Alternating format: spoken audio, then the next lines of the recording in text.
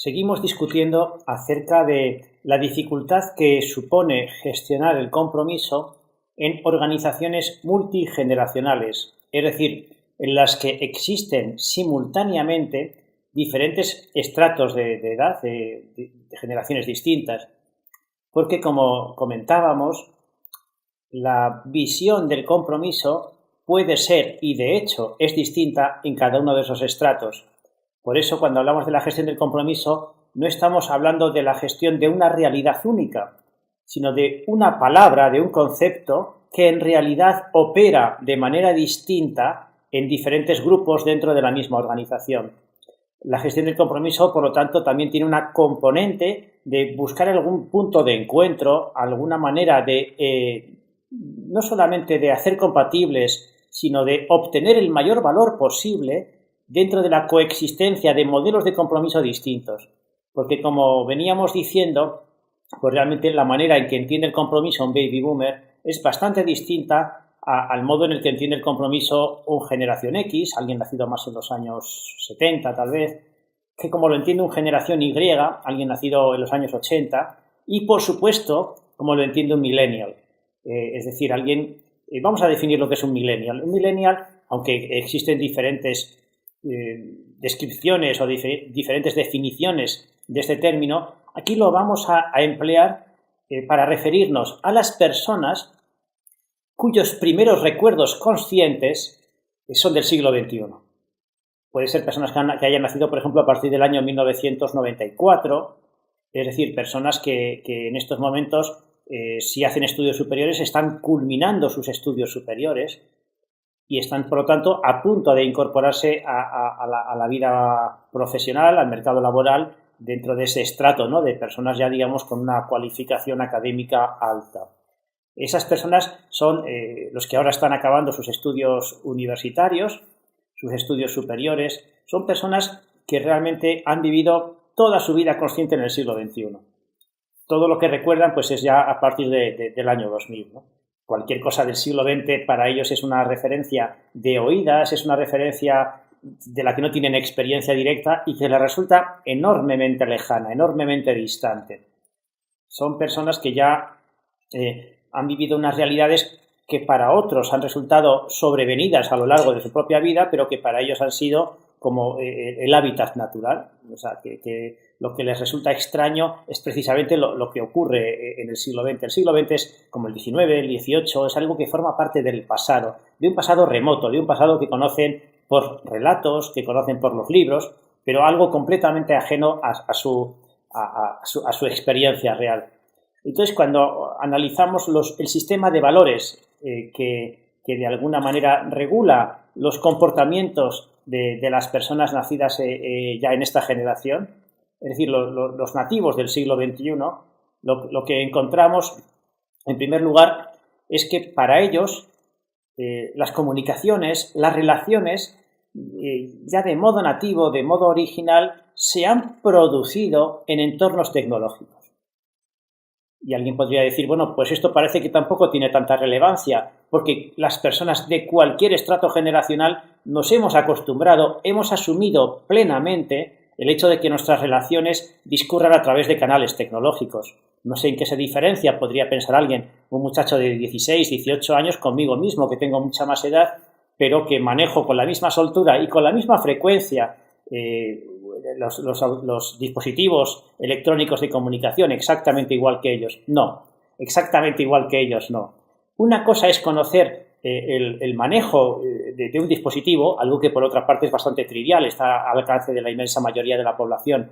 Una cosa es conocer el manejo de las aplicaciones que funcionan sobre esos dispositivos, que son igualmente intuitivas y fáciles de uso. Y otra cosa es entender la lógica subyacente a las relaciones cuando se han creado, se han constituido, se han desarrollado y se han roto precisamente a través de esos canales. Como ya habíamos comentado, la relación por excelencia para una persona mayor, me refiero a una persona mayor de 35 o 40 años, es la relación cara a cara, la relación mirándose a los ojos, la relación presencial.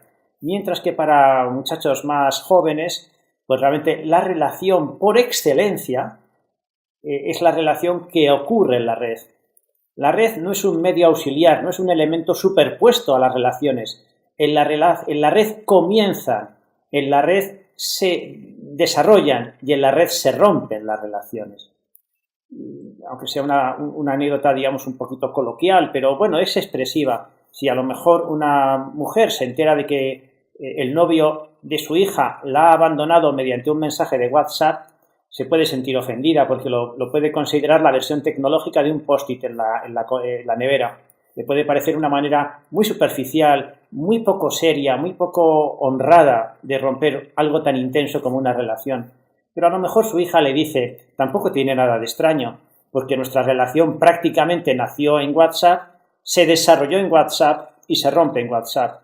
Las cosas no es que ocurran en el mundo real y luego tengan un cierto reflejo, no es que tengan una expresión a través de un mundo virtual, sino que muchas cosas, tanto relaciones personales como profesionales, como comerciales, como sociales, ocurren de manera nativa en la red. La red es el espacio en el que ocurren, no es el lugar donde se refleja lo que está ocurriendo en otro ámbito. Esa distinción tan tajante que pueden hacer las personas muy mayores entre mundo real y mundo virtual, para una persona más joven, para un millennial, es una distinción mucho más flexible. Son mundos muy osmóticos, la relación entre ellos apenas los diferencia.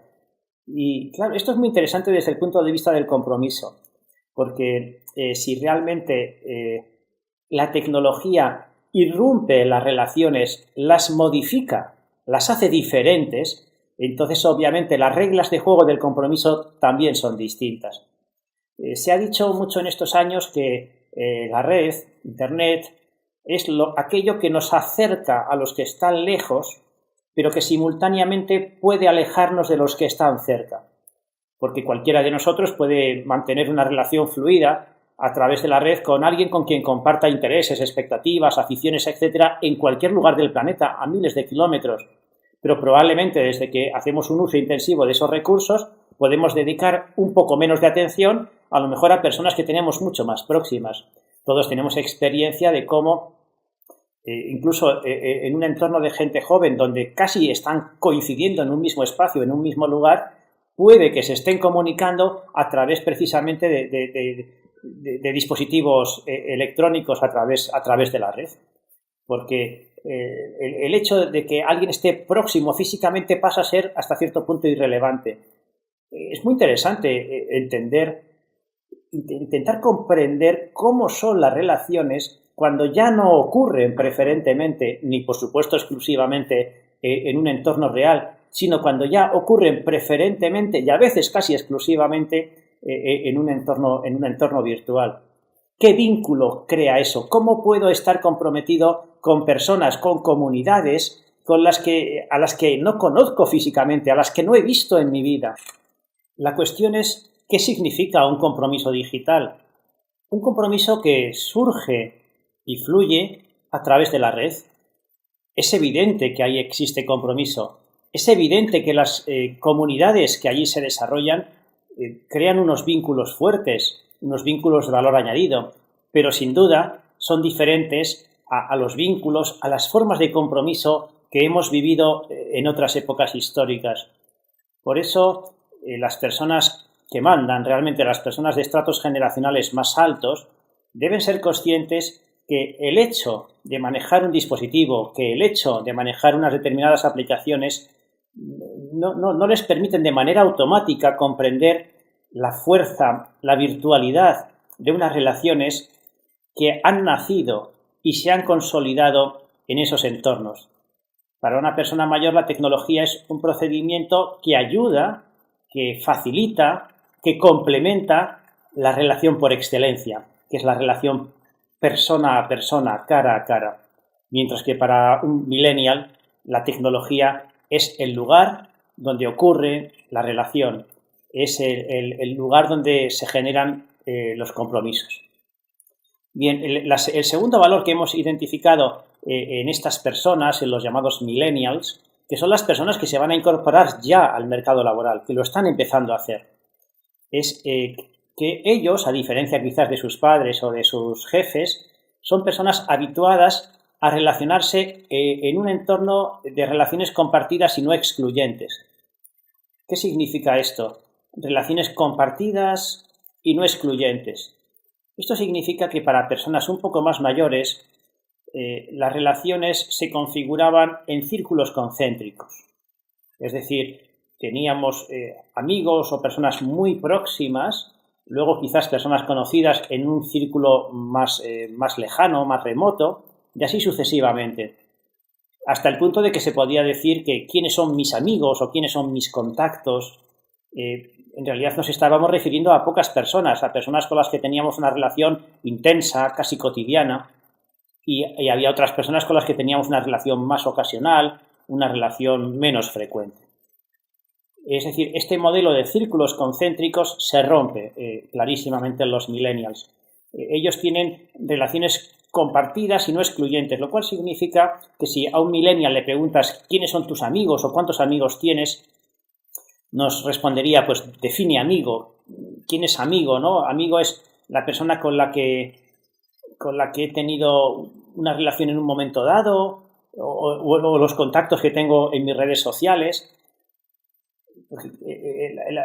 Los amigos que pueda tener una persona mayor son relativamente pocos. Los contactos que se pueden tener a través de una red social pueden ser cientos, miles de personas. Las personas, los millennials, se acaban relacionando simultáneamente con personas muy diversas y no necesariamente con personas con las que tienen una afinidad desde muchos puntos de vista, porque un millennial puede tener una relación intensa con una persona con la que lo único que comparte es una afición común, o la pertenencia o la afinidad con una misma idea política o un mismo proyecto social, o con un proyecto solidario, o con un determinado videojuego. O sea, basta con que haya un punto de conexión para que de pronto, y solo bajo ese punto de vista, la relación sea intensa. Es un matiz interesante que afecta mucho a la visión del compromiso. La persona mayor tiende a relacionarse con alguien con quien comparte muchas cosas. La persona más joven tiende a relacionarse intensamente con alguien con quien comparte algo muy particular. Ese es un círculo de relación. No son círculos concéntricos, sino que son círculos en estrella, círculos que me rodean, una galaxia de relaciones, y en cada una de ellas puedo relacionarme con personas completamente distintas. Una cosa son mis compañeros de videojuego y otra cosa, otra relación distinta, es la gente con la que comparto la afición a un equipo deportivo o la gente con la que comparto un determinado proyecto social o solidario. Al final son mundos diferentes y puedo mantener simultáneamente relaciones con personas que están en cada uno de ellos. Genero comunidades que se identifican o se caracterizan por un elemento común que compartimos diferentes personas y a partir de ahí pues me relaciono con esas personas por ese motivo y con otras personas por un motivo diferente. Por eso son relaciones no excluyentes. ¿Quién es tu mejor amigo?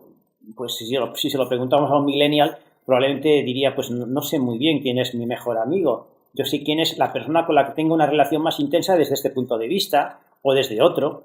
Pero es un modelo muy diferente. El hecho de que las relaciones ocurran en la red lleva precisamente a este fenómeno, a una mayor diversificación, a una mayor segmentación de los motivos por los cuales me relaciono con otras personas.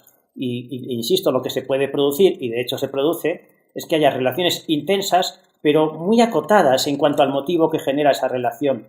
No son personas con las que tenga una relación intensa en cuanto persona, sino en cuanto individuo que comparte conmigo algo que yo también vivo con intensidad y bajo ese punto de vista podemos tener una relación plena, pero bajo otros puntos de vista pues podemos no relacionarnos en absoluto.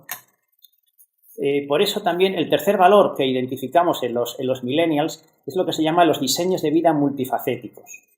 Diseños de vida multifacéticos. Es lo que denominaba la segmentación de las relaciones.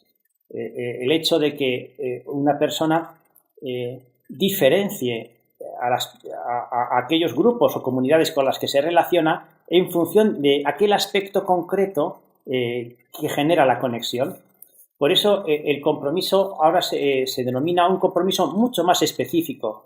Una persona no se relaciona con otra persona de manera comprometida, en términos generales. Se está relacionando con una persona bajo un punto de vista muy particular.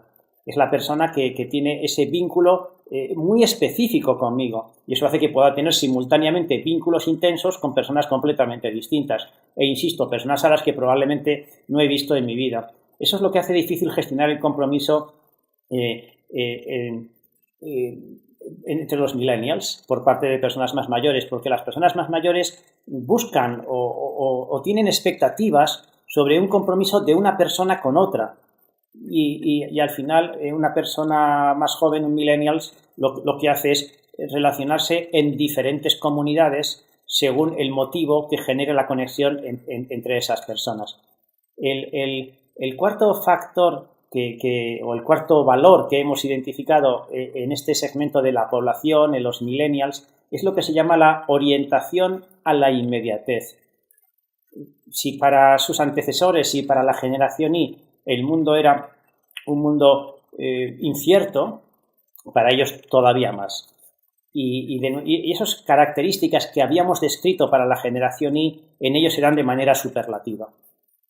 Desde el punto de vista de una persona adulta, de una persona mayor, un millennial es una persona incapaz de hacer planes, incapaz de hacer un diseño estratégico de su vida, incapaz de realizar, ¿cómo lo diría?, la construcción de una carrera, de un plan de progreso personal. Viven muy en lo inmediato y lo podríamos considerar frivolidad, falta de previsión, actitud incluso irresponsable y en todo caso muy poco comprometida. ¿Y qué nos enseñan los millennials? Que realmente hacer planes en un contexto altamente volátil, en un entorno incierto, en un entorno muy cambiante, tampoco es muy inteligente. Por tanto, ellos se focalizan en el presente, se focalizan en lo inmediato, en lo que tienen ante los ojos, para desesperación a veces de sus padres y de sus jefes. Y si lo pensamos un poco, no es en absoluto frivolidad, o no lo es en todos los casos al menos, porque el focalizarse en el presente o en lo inmediato, para ellos es una estrategia puramente de supervivencia. En realidad es una respuesta, es un comportamiento reactivo frente al entorno. Si el entorno les lanza constantemente señales de incertidumbre, de que vivimos en un mundo altamente volátil desde muchos puntos de vista, en realidad el hecho de que ellos estén acostumbrados a configurar y reconfigurar su vida sucesivamente a lo largo de los años, no es más que una estrategia puramente adaptativa a un entorno cambiante. Desde su punto de vista, incluso la pretensión de los adultos de hacer una especie de diseño a largo plazo de la propia vida, pues carece de todo sentido, no casa, no cuadra con las condiciones reales en las que actualmente vivimos. Si pasa incluso en las empresas. En tantas empresas ya nos hemos habituado a que los planes estratégicos a largo plazo son cada vez a menos largo plazo, es decir, a medio plazo como mucho, a 3 años. Hacer previsiones en mercados dinámicos a 3 años vista es todo un ejercicio de anticipación y muchas veces sobre datos no del todo fiables. Y probablemente los gestores más jóvenes que operan en mercados o en sectores de actividad muy dinámicos se sienten relativamente cómodos manejando a veces inversiones multimillonarias en entornos en los cuales los procedimientos, los sistemas de previsión que existían en el futuro claramente fracasan, porque la propia incertidumbre de esos mercados hacen que no tengamos las garantías que podíamos tener en el pasado. Compromiso. Realmente alguien diría, ¿cómo puede haber compromiso cuando los comportamientos están tan focalizados en el corto plazo? Hay momentos de la relación de un individuo con una organización en la que probablemente a ninguno de los dos les interesa ni que el individuo tenga un mayor desarrollo, porque probablemente ni él mismo lo desea, ni el individuo aspira a que la organización se lo dé. Se ha encontrado una adecuación entre lo que la organización necesita de esa persona, a lo mejor incluso de una manera prolongada en el tiempo, y lo que esa persona espera de la organización. La relación se circunscribe a ese ámbito de duración prolongada y escaso valor añadido, probablemente para conveniencia de las dos partes, o sea que es una situación bueno, pues que se da de hecho y que establece, que define un posible marco de relación. Vamos a pasar a otro tipo de relación diferente, una relación en la que la duración en general es de corto plazo, es una relación breve en el tiempo, y además se da la circunstancia de que el valor añadido, lo que se espera de esa persona en esa posición, no sea mucho, sea un valor, sea una actividad relativamente de escaso valor añadido. Eso se da en la práctica también en ocasiones. Es lo que se llama una relación corta y de no mucho valor, pero también para las dos partes en un momento determinado puede ser una solución adecuada ante una coyuntura concreta.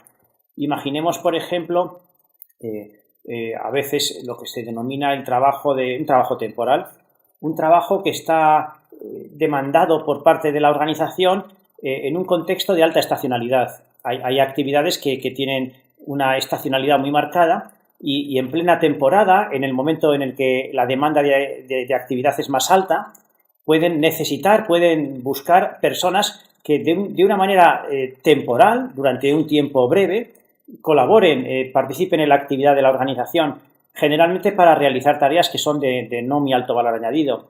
Esto se da, por ejemplo, en la agricultura o incluso en el comercio, pues cuando llegan las temporadas altas, digamos, de rebajas, de Navidad, en cada país, esa estacionalidad está marcada por unos determinados momentos del año.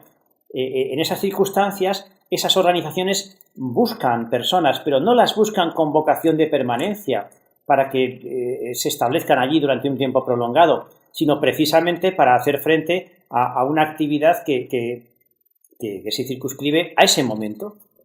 Y puede ser que la persona que se presta a ese servicio, que se presta a establecer esa relación, que ya se sabe de entrada que va a ser corta en el tiempo, puede ser que para ella no sea la solución óptima a medio o largo plazo, pero en ese momento a lo mejor es la oportunidad concreta, real, que ellos tienen de obtener algún tipo de recursos.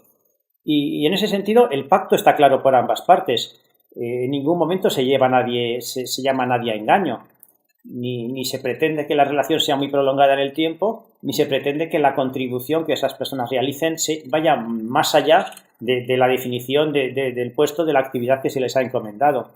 Y puede funcionar en ambas partes. Esto no significa que haya que favorecer o que haya que fomentar una excesiva temporalidad en el trabajo. Eso significa que hay actividades que tienen precisamente ese sentido.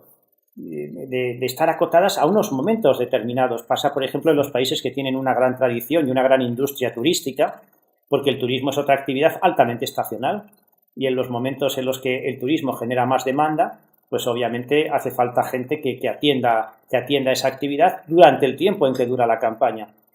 Insisto, no significa que la temporalidad sea deseable, simplemente que en algunas actividades la temporalidad forma parte de la propia naturaleza de ese sector y así conviene aceptarlo.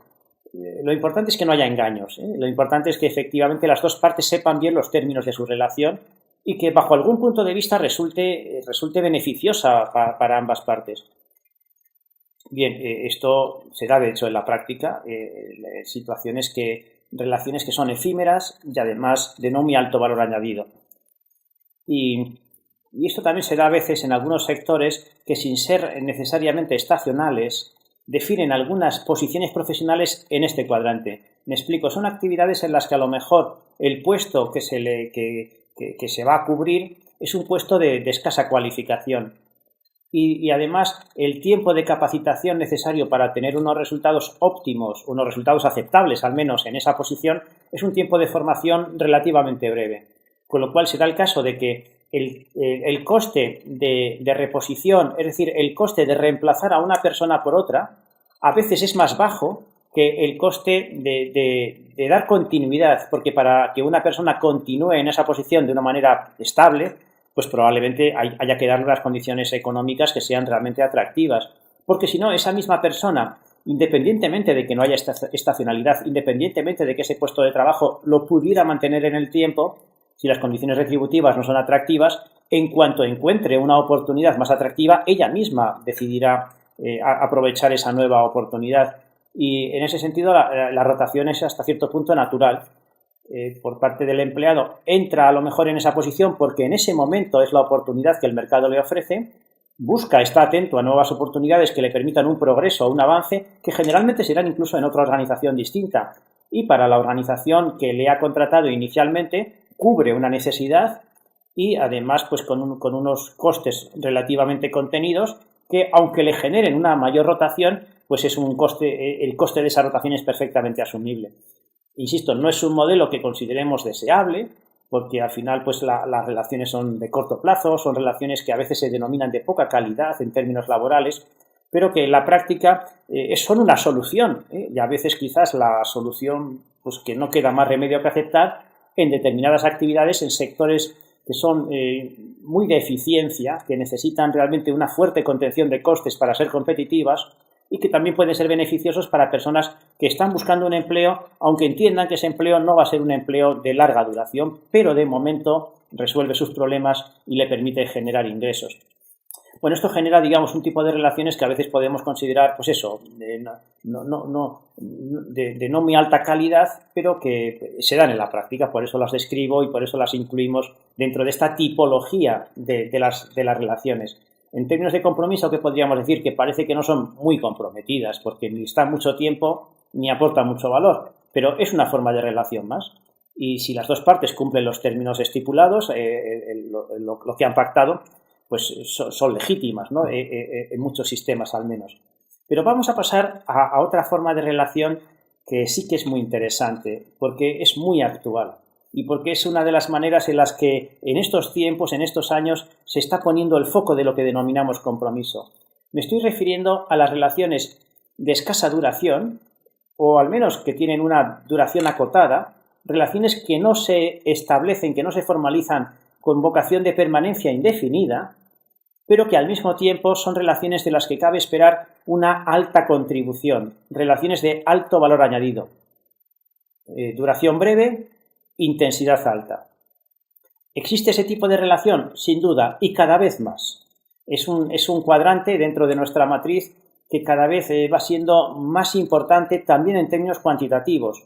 Cada vez más las relaciones profesionales tienden a orientarse, a focalizarse en este cuadrante, que está definido, insisto, por duraciones acotadas en el tiempo, no excesivamente largas, e intensidad alta, aportación de valor intensa.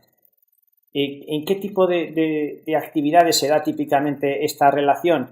Pues diríamos en las actividades que están vinculadas a proyectos. Es decir, en actividades en las que lo importante no es el vínculo de una persona con una organización, sino que lo importante es la relación de una persona con un proyecto, es decir, con una actividad bien definida.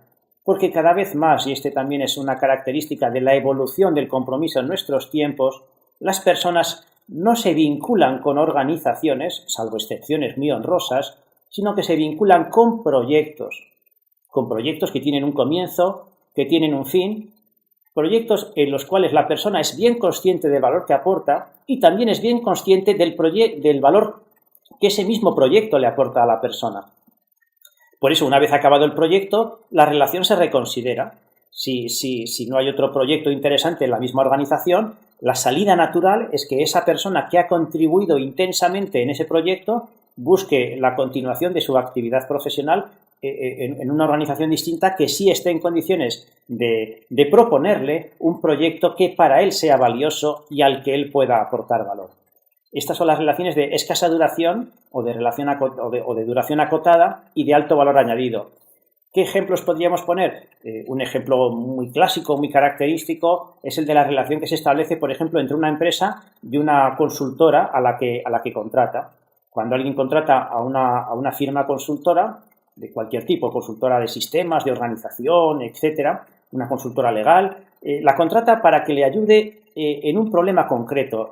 Busca de esa organización, que en principio la ha contratado porque tiene un conocimiento altamente desarrollado, muy especializado, que la organización no tiene dentro.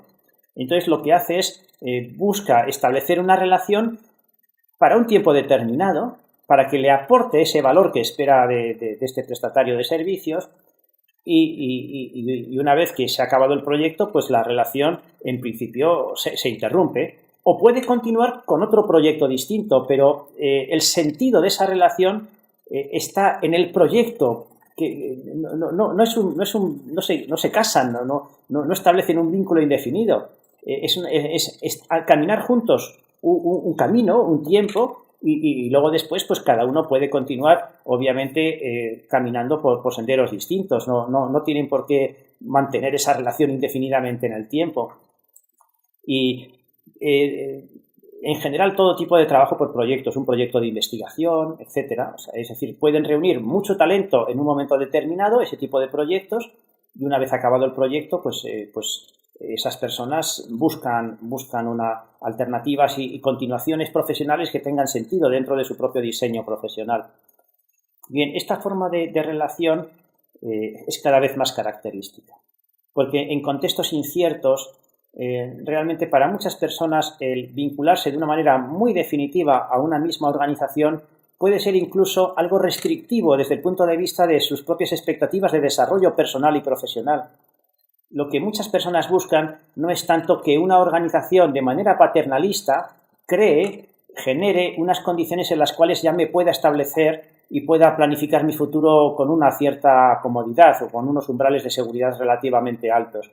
Lo que muchas personas buscan es que aquello que hacen sea algo que tenga sentido desde el punto de vista del propio diseño, del propio diseño profesional. Es muy interesante este enfoque, porque entonces ya lo importante no es el puesto que ocupo, sino el valor que mutuamente nos aportamos. La cuestión no es si en mi business card, en mi tarjeta profesional aparece vicepresidente o gerente.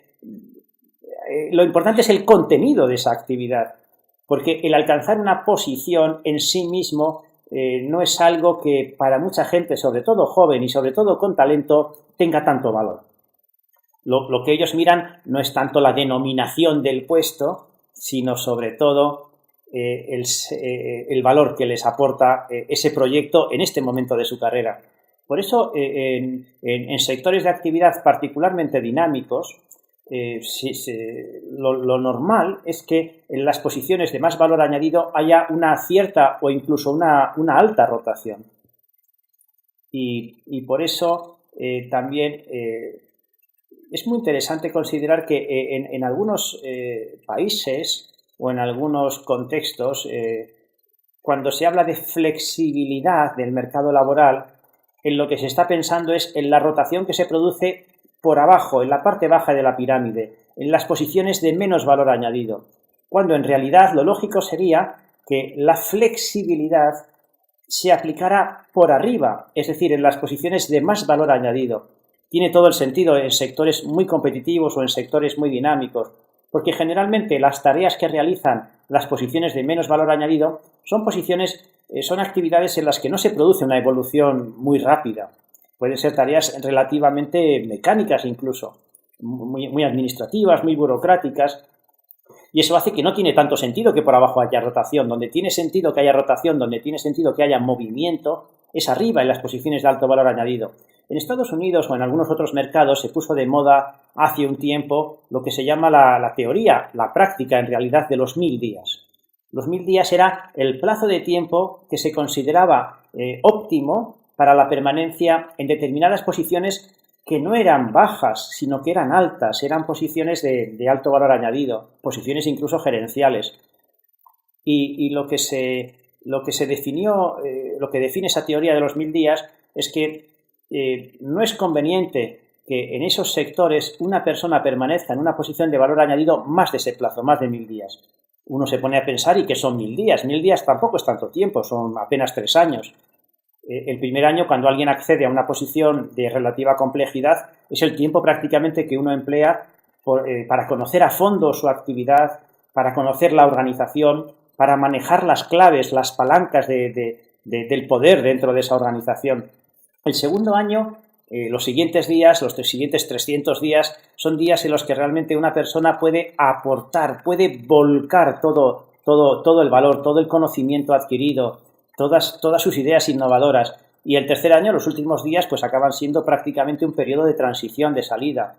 Y alguien puede pensar, o se podría decir, ¿Qué sentido tiene que alguien se comprometa tan intensamente en un proyecto cuando muy poco tiempo después, apenas 3 años después, la expectativa es que rompa su vinculación con ese proyecto o con esa organización?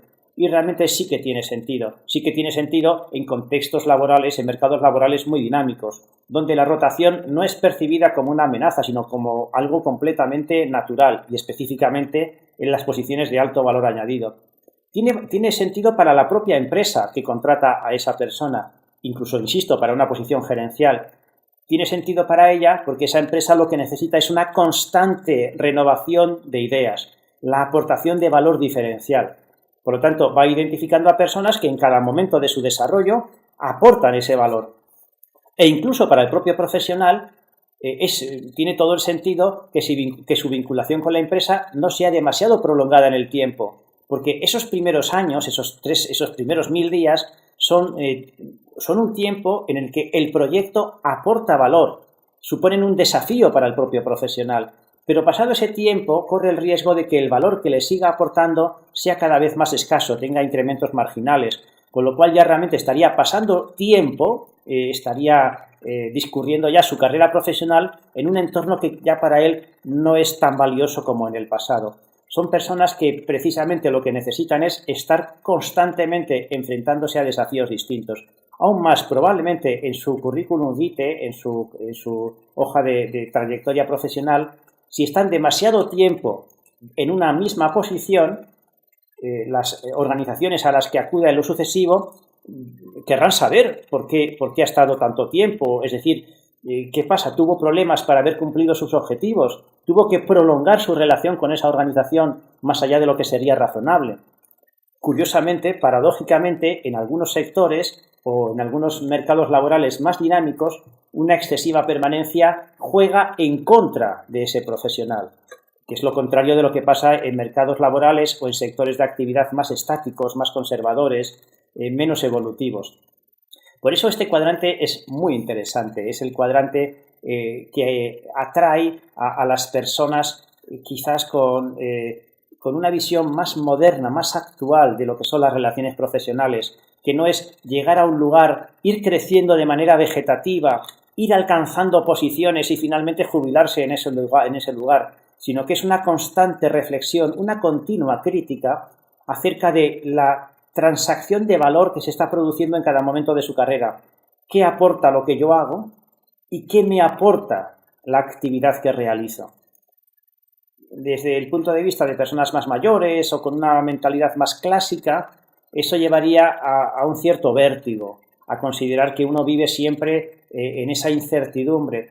Pero pensándolo con un poco de perspectiva y después de lo que se ha visto en muchos países en estos últimos años, realmente el tener un contrato laboral indefinido o el acreditar una larga permanencia en una misma organización tampoco es garantía de mucha seguridad, porque en mercados muy dinámicos también las empresas experimentan constantes movimientos corporativos y crecen, desaparecen.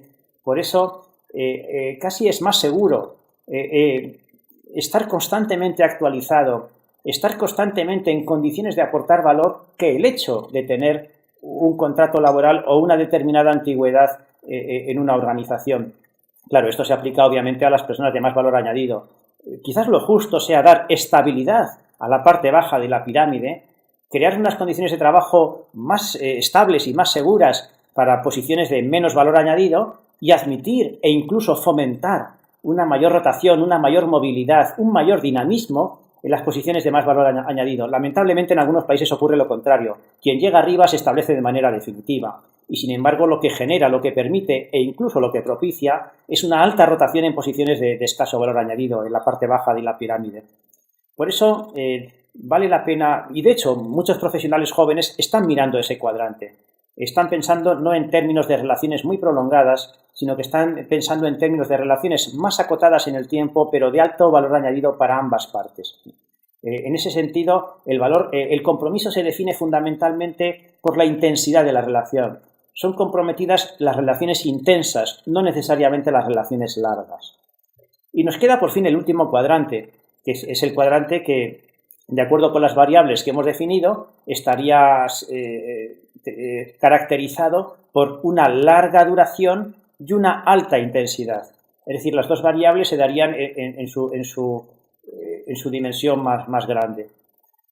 Bien, la primera pregunta que surge es, ¿y este cuadrante existe?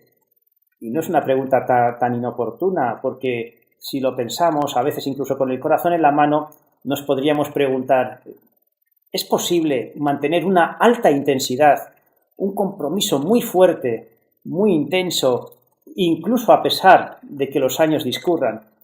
Relaciones que comenzaron siendo muy intensas pueden seguir siéndolo cuando los años discurren, cuando los años pasan.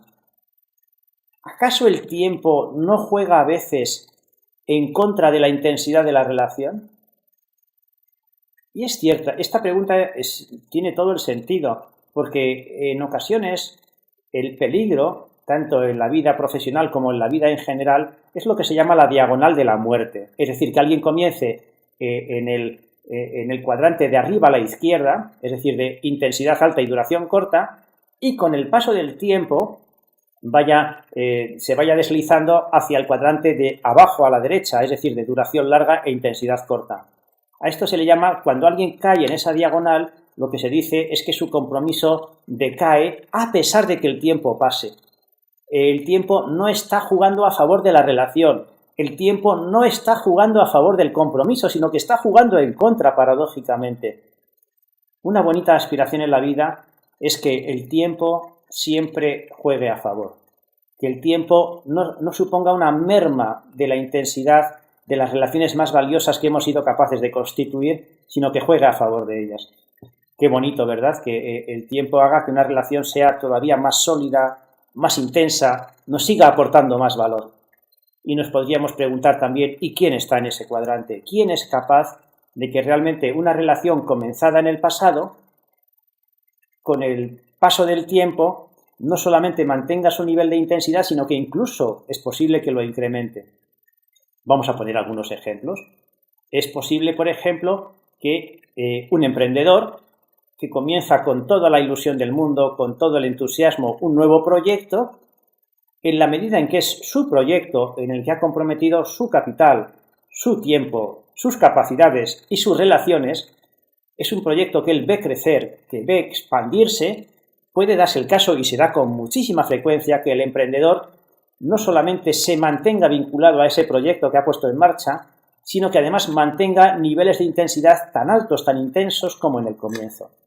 Un emprendedor típicamente es una persona que sigue vinculada intensamente a su proyecto independientemente del paso del tiempo. Y como saben, a veces aquí radica el problema de las empresas familiares, en las que el fundador, que a lo mejor ya tiene 60, 70, 80 o más edad, de pronto pues sigue comprometido con su proyecto, sigue incluso yendo físicamente al establecimiento donde comenzó su actividad, aunque sus hijos o sus nietos le expliquen que realmente ese negocio se ha expandido por 4 continentes y tiene una facturación de decenas de millones de dólares o de euros. ¿Y por qué esa persona sigue yendo a diario, temprano, al lugar donde comenzó su actividad y no acaba de desvincularse realmente de ella? Porque para esa persona, desde hace ya mucho tiempo, el trabajo dejó de ser solo lo que es para la mayoría, un medio de vida, una manera de ganarse la vida, y se ha convertido ya en un modo de vida.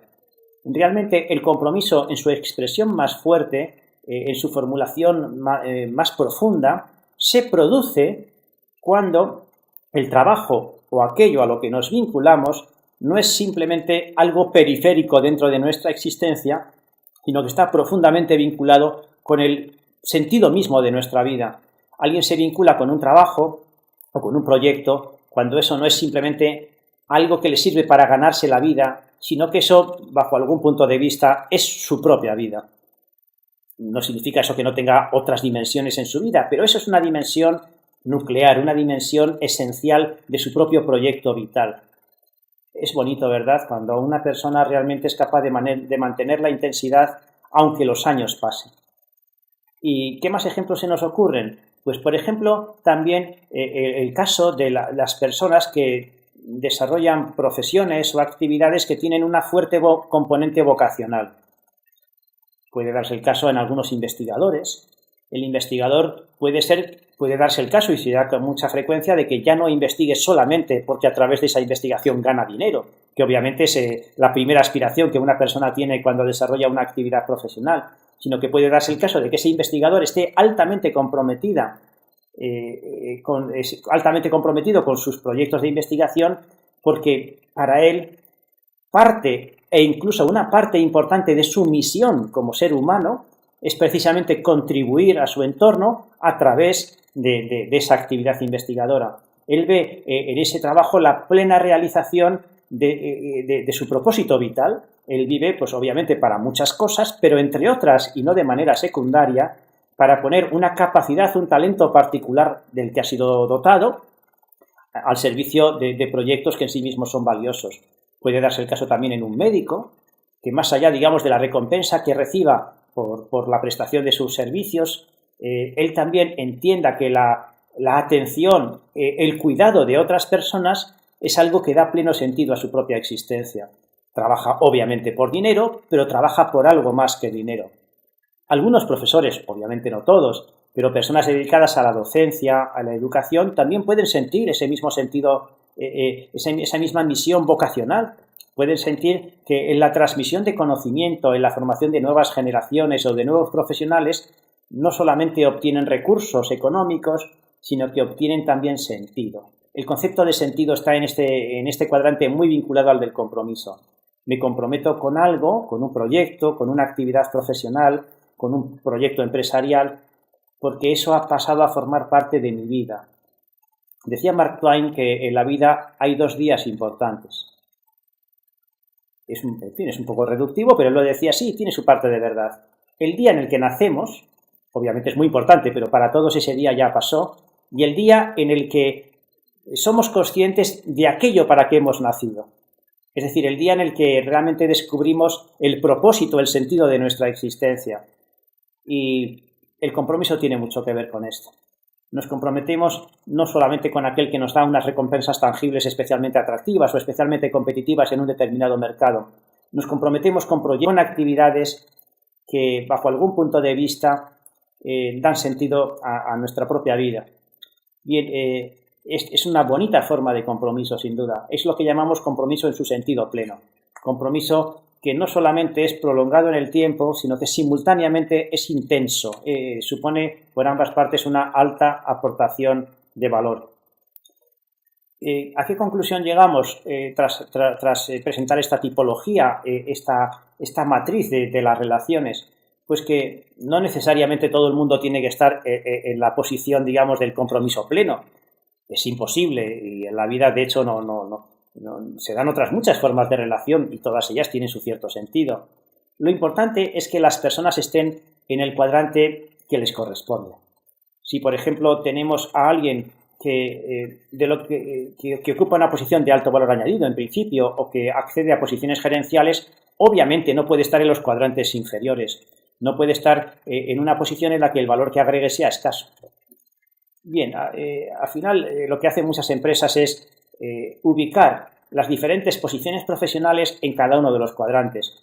Y si identifican que una persona que ocupa una posición profesional vinculada, por ejemplo, al cuadrante de arriba a la izquierda y de pronto se va al cuadrante de abajo a la izquierda, pues dicen, aquí tengo un problema, porque esta persona que esperaba de ella una alta contribución y además le pagaba para eso, de pronto me está dando una contribución más baja de la esperada.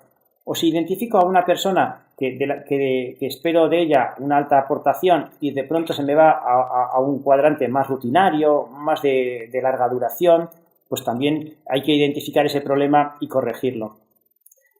Por lo tanto, en resumen, ¿de qué se trata en la gestión del compromiso? No en buscar formas de compromiso homogéneas iguales para todos. Hay que buscar formas de compromiso distintas en función de cómo las personas y las organizaciones establezcan su relación. Hay que identificar formas de compromiso que tengan que ver con la duración, formas de compromiso que tengan que ver con la intensidad y el modo en el que estas dos variables se cruzan.